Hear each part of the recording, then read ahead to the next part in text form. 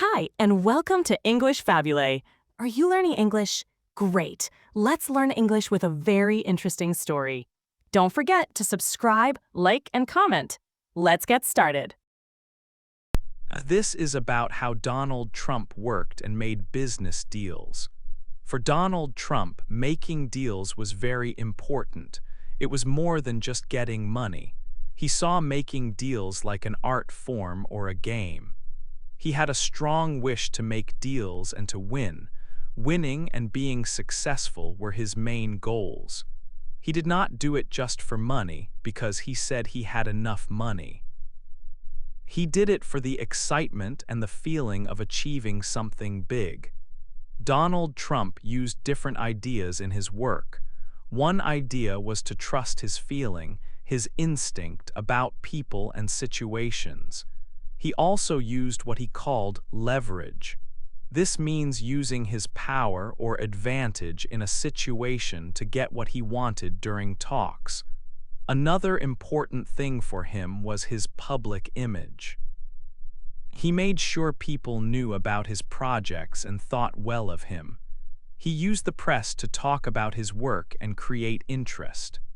This writing will look at the world of big business deals, especially in places like New York City. It was a world of high stakes, where the risks were big but the possible rewards were also big. The following parts will show more about how Donald Trump worked. We will look at a typical week in his life to see how he spent his time. He had many calls and short meetings every day.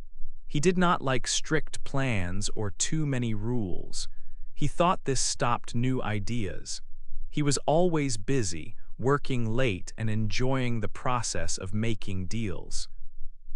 Some examples of deals he worked on were buying stock in companies, helping people with problems, talking about sports business, and working on big building projects like a skating rink in a city park. He worked hard because he enjoyed making things happen and winning. This introduction gives a look at his way of working and his ideas about business. It shows a person who liked to be active, use his own judgment, and make a big impact through deals. 2. How Trump works. Donald Trump likes to work in a special way. He does not use a briefcase. He does not like long meetings. He thinks strict plans stop new ideas. His door is often open, and he takes many phone calls every day, sometimes more than 100. His meetings are usually short, about 15 minutes. He works for many hours, starting early and often working late into the night, even on weekends. He says he enjoys the work very much. He does not just work for money. He says the deals are like an art for him. His week is very busy with different things. On Monday, he talks to his investment banker about holiday in stock. He bought many shares and the price went up. People think maybe he wants to buy the company or sell his shares for a profit. He watches how the company managers act. He also helps a woman named Annabelle Hill. He reads that she is losing her farm in Georgia. He feels sad about this. He calls the bank and says he will sue them for being bad to Mrs. Hill's husband before he died. He helps her save the farm. This becomes a public story, and they have a party at Trump Tower to burn the farm's old debt paper. During the week, he talks about the USFL, a football league he is part of. He owns a team called the Generals. The league is suing the NFL, which is a much bigger football league. Trump wants the USFL to fight hard in the court case. He also works on the Woolman Rink project in Central Park. The city tried to fix the ice rink for many years but could not do it. It cost a lot of money and it was not finished. Trump offered to fix it quickly and pay for it himself. He is happy because his team is fixing the rink faster than planned and costing less money than expected. On another day, he thinks about buying the Beverly Hills Hotel in California. He hears it is for sale and likes the idea. He talks to people about buying it. He also gets updates on his business in Atlantic City, where he has casinos. He talks to lawyers and managers there. He is planning for bigger casinos and thinking about new places, like maybe a casino in Australia. He spends time on plans for a big building project called the West Side Yards. He talks to architects and people from the city government about what he wants to build there. He thinks it is a very important place.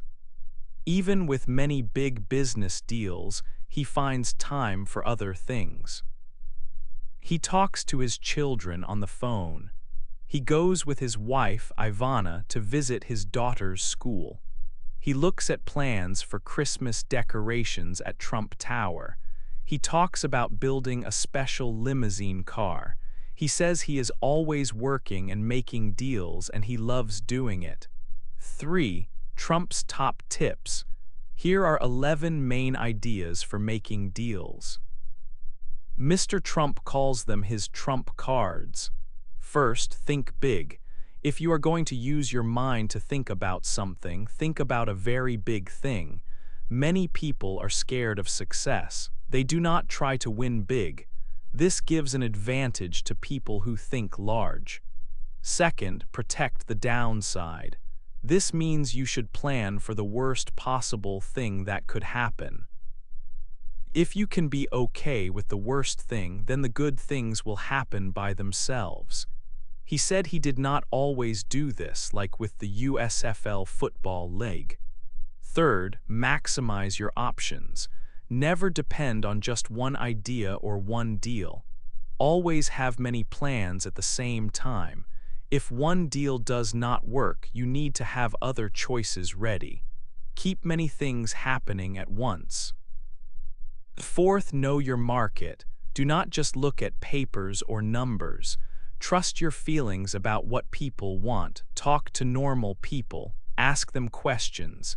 He thinks many experts do not really know what is happening with people. Fifth, use your leverage. Leverage is when you have something that the other person wants or needs. This gives you power when you are talking about a deal. You might need to be creative to show the other person that your deal is good for them. For example, he used this idea when he needed help from the city for the Commodore Hotel. He showed them what could happen if the hotel closed. Sixth, enhance your location. Where something is located is important, but you can make a location better. You can do this by telling people about it. You can make people feel it is special. Trump Tower was in a very good place, but he still made it seem very big and important to everyone. Seventh, get the word out. If people do not know about what you are doing, it is not worth much. You need to create interest and excitement. He knows that the news likes stories that are a little different or surprising. He uses this to get people to talk about his work. Even bad news can make people notice. Eighth, fight back. It is good to be positive, but sometimes you must fight. If someone treats you unfairly, you must fight back hard. He fought for the tax help for Trump Tower. He also had problems with Holiday Inns and fought them. Ninth, deliver the goods. You cannot trick people for a long time. Talking about something great only works if you really make something great. You must have a good quality product. You must do what you said you would do. The beautiful area inside Trump Tower showed that his grand ideas became real things. 10th, contain the costs. You should spend the money you need to spend, but not more. His father taught him this. Every little bit of money is important. He will argue about small extra costs because it is important to spend wisely. He finished the Woolman Rink project faster and for less money than the city did. 11th, have fun. Life is short. Making money is not the most important thing. The real fun is playing the game of making deals. He tries not to worry too much about the past or the future. He likes the excitement of working on deals right now. 4. Early days. Donald Trump learned much from his father, Fred Trump. Fred built houses and apartments in parts of New York like Queens. He was known for working hard, being fast, and keeping costs low. Fred could finish building projects quicker and better than others. But Donald wanted to do bigger things. He wanted to build large, important buildings in Manhattan, the center of New York City. He dreamed of projects that were grander and more exciting than his father's work. When Donald was 13, he went to New York Military Academy. He was an active child. At military school, he learned discipline and how to use his energy well. He became a student leader. He learned important lessons about being strong and not showing fear, even with difficult people. This helped him later in business. After military school, Donald went to college. He studied at Fordham University for 2 years. Then he went to the Wharton School of Finance. It was a good business school. He learned much about business and money, but he also felt that real business needed strong instincts and action, not just books. While in college, Donald looked for business chances. He found government lists of properties banks had taken back. One chance was in Cincinnati, Ohio. It was a group of apartment buildings called Swifton Village with 1,200 apartments. The project had problems. Many apartments were empty and tenants were difficult. The government wanted to sell it fast. Donald and his father saw a good chance. They bought Swifton Village for under $6 million. Building it new would cost $12 million. They made a deal with a bank to borrow money for the purchase and for making the buildings better. So they used no cash of their own to buy it. Fixing the problems was hard.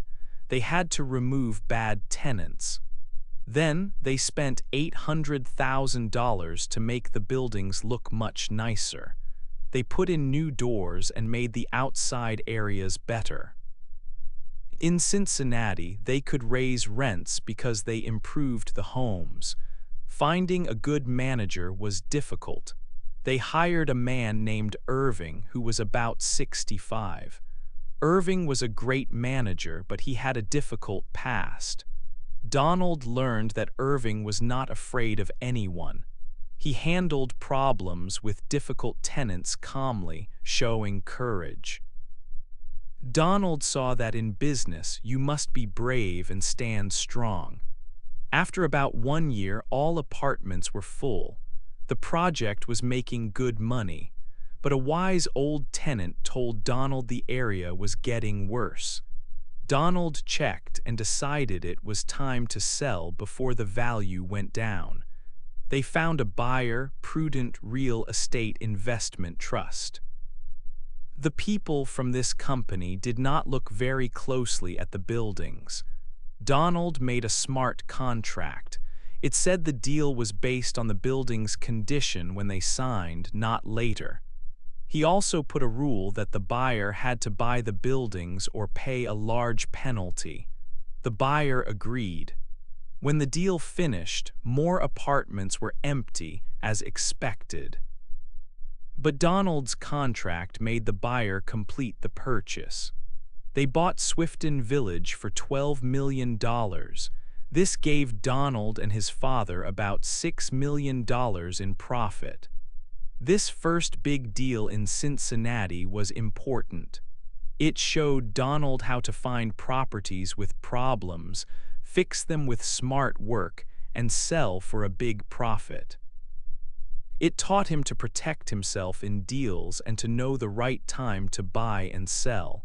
He started with no money and made a large profit. This was a big step before he moved to Manhattan. 5. Big city dreams. After finishing college in 1968, Donald Trump looked to Manhattan. His father built houses in the outer parts of New York. Donald wanted to build bigger, more famous buildings in the center in Manhattan. At first, the market there was very active. His money was not big, so he waited. He worked with his father for a time. In 1971, he rented a small place on 3rd Avenue. Living in Manhattan changed things for him. He felt more like a person from the city. He went to a famous club called Le Club. He kept calling them until he could go inside. At Le Club, he met people. These connections helped him with work and friends. Here, he first met a lawyer named Roy Cohn. Roy Cohn was known as a strong lawyer. When the government later said Trump's company did not rent homes to people fairly, Trump hired Cohn. Other people told him to just agree to pay some money, but Trump chose Cohn. Cohn fought the government. They made a small agreement, but Trump did not say he did anything wrong. Trump liked that Cohn was loyal and tough. Cohn helped him in a difficult time. In 1973, building business in Manhattan became hard. The market was not good. Money was hard to get. New York City itself had money problems, but Donald Trump is an optimist. He saw this bad time as a great chance. He believed Manhattan would always be a special place for buildings. He was very interested in the old train yards near the Hudson River. They were not used anymore. He heard that the owner, a company called Penn Central, was selling things because they had problems with money. Trump called the person in charge Victor Pomeroy. He was young and did not have a history of building in Manhattan, but he showed a lot of energy. He also talked about his father's company and people he knew in the city government, like Mayor Abraham Beame. He got a chance to buy the train yard areas. It was a very big idea. He wanted to build many homes there. But New York City's money problems got worse. Plans for new housing stopped. So Trump changed his idea. He tried to get the city to build a big meeting place, a convention center there. He worked hard, talking to city officials like Deputy Mayor John Zuccotti and telling people his place was the best. After some years under Mayor Ed Koch, the city chose a different place for the convention center. Building on the train yards was very difficult because of city rules and people living nearby. In 1979, he decided not to buy the train yards then. He wanted to work on other deals that were easier. One of these chances was another property from Penn Central, the Commodore Hotel. This hotel was near Grand Central Station, a busy place, but the hotel was in trouble. It was old, losing money, and not paying taxes. Trump's father thought it was a very bad idea to buy it. It seemed like a big risk, but Donald saw a chance for a big success. He knew it could also fail and cause big problems for him. He made a plan. First, he needed to get the chance to buy the hotel without paying a lot of money at the start. Second, he needed a partner, a company that knew how to run hotels well. This would help people believe in the project. Third, he needed the city to give him a special tax break. This meant he would not pay property taxes for a long time. Fourth, he would use the tax break and the partner to get money from banks. He got the chance to buy the Commodore for $10 million. He needed the tax break and the partner first. He found a company called Hyatt. Hyatt ran modern hotels. They wanted a hotel in New York City. Trump and the head of Hyatt, J. Pritzker, made a deal in 1975. They would be equal partners. Trump would build the new hotel and Hyatt would manage it. Then, Trump worked hard to get the tax break from the city. He told city leaders that the Commodore was dying and the area was getting worse. He said only a tax break would make it possible to fix the hotel. The city had money problems and wanted new buildings.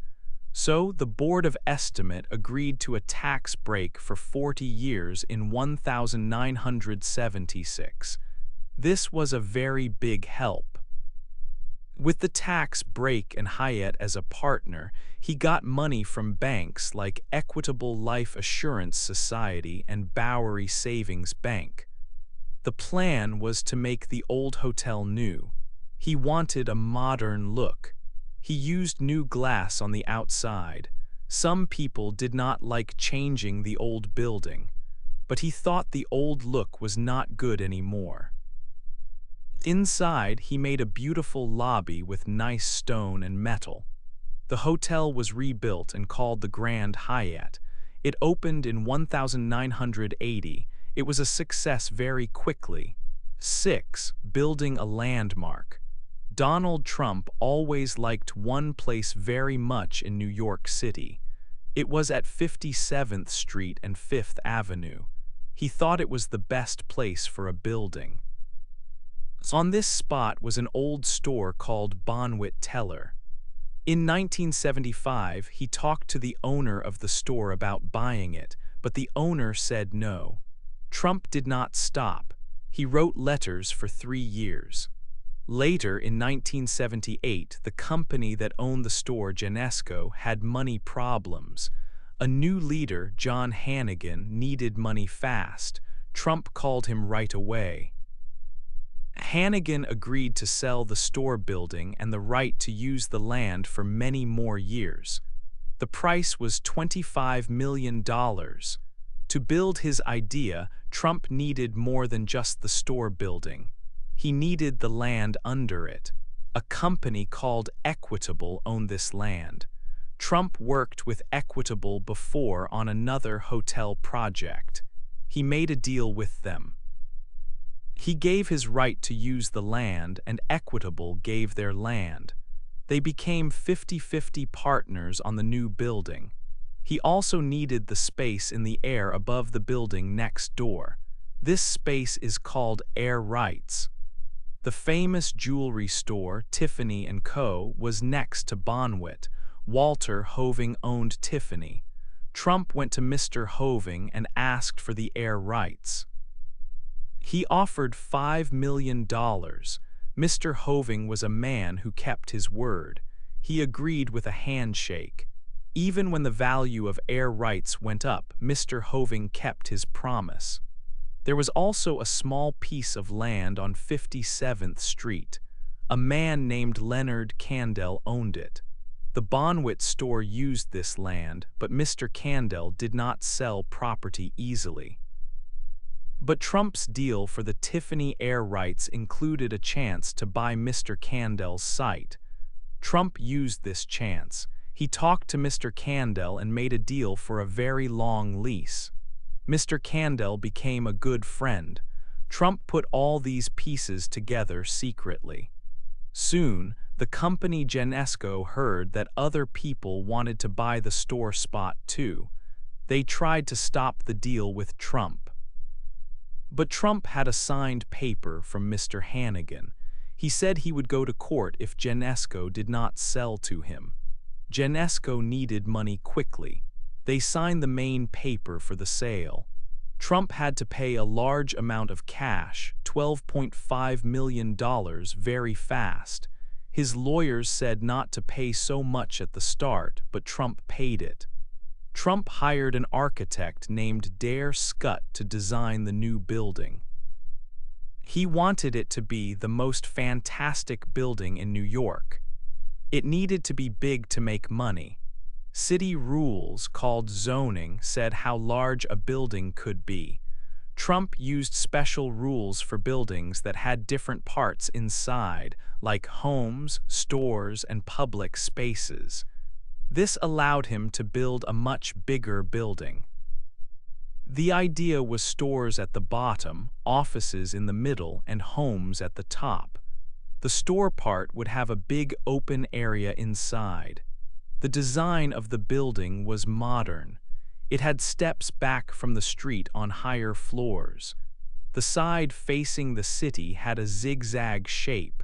This gave many apartments views of the city or the park. He also got special city permission for a grand entrance on Fifth Avenue. City planners looked at his building plans. They were worried about the height, which was planned for 70 stories. Trump showed them a picture of a different building he could build without special permission. It would be 80 stories and look ugly. This helped the city agree to his plan for a 68-story building. A large store company agreed to keep a smaller Bonwit store in the new building. This helped Trump cover his costs while building. An important writer, Ada Louise Huxtable, wrote a good review of the design in the New York Times. She said it was superior. This positive story helped people accept the building plan. Building started in March 1980. A woman, Barbara Reyes, was in charge of building it. When they tore down the old Bonwit store, there was a problem. The old store had some beautiful stone art on the outside. Trump told the workers to remove them quickly to save time and money instead of saving them carefully. People were very unhappy about this. Newspapers wrote negative stories about Trump, but this also brought a lot of attention to Trump Tower. Inside the building, the store area had a big open space going up 6 floors. It was called the atrium. It had special pink and gold stone, shiny metal, and a tall waterfall 80 feet high. This atrium became a famous place that many people wanted to visit. The homes in the building were on the high floors, starting at the 30th floor. They had large windows from floor to ceiling with great views. Trump sold these homes to rich people and famous people like Johnny Carson and Steven Spielberg. They paid the full price. There was even a story that a prince from England bought an apartment. This made the building famous all over the world. Trump raised the prices of the apartments many times, 12 times in total. Trump also had a big fight about taxes for the homes. The city government did not want to give him a tax break that was normal for new homes. Trump went to court with his lawyer, Roy Cohn. The fight took almost 4 years. Trump won 2 times in the highest court in New York State. The city had to give him the tax break. Trump Tower cost around $190 million to build. Selling the homes made $240 million. This was a profit of $50 million from the homes, plus more money from the stores and offices. Later, Trump bought the share of the building owned by his partner, Equitable. Trump Tower became more than just a deal or a building. It was Trump's home, the main building for his company and a symbol of his success. 7. More big deals. Donald Trump started to work on new big projects. He looked at the casino business in Atlantic City. He saw that casino hotels made a lot of money. He decided to build a casino hotel there. His first casino hotel was called Trump Plaza. It was on the boardwalk. He worked with another company called Holiday Inns. Donald Trump was good at building, and Holiday Inns knew how to run hotels. They agreed that he would build the hotel, and Holiday Inns would manage it. The deal was good because Holiday Inns had problems building their other hotel in Atlantic City. Donald Trump promised to finish on time and not spend too much money. Trump Plaza was finished on time and cost a little less money than planned. It opened in May 1984. It was the first time this happened in Atlantic City. But later, Donald Trump and Holiday Inns had problems working together. Donald Trump bought Holiday Inns part of the casino hotel. This meant he owned all of Trump Plaza. Then, he saw another chance. The Hilton Company built a big hotel and casino in Atlantic City, but the state did not give Hilton the needed license to run the casino. This happened in February 1985. The hotel was almost ready to open. Donald Trump saw this as a big chance. He called Hilton and said he wanted to buy their new hotel. He bought the large hotel for $320 million.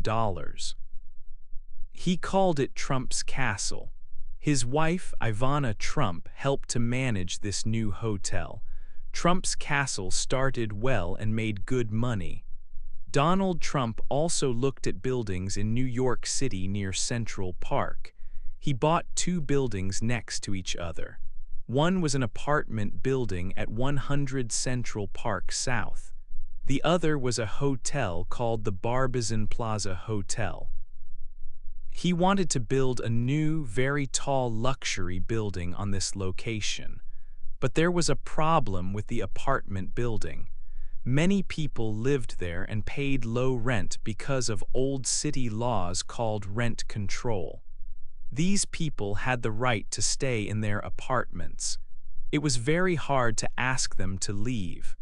Donald Trump thought rent control was not fair. He felt it made it hard to build new homes and helped some people too much.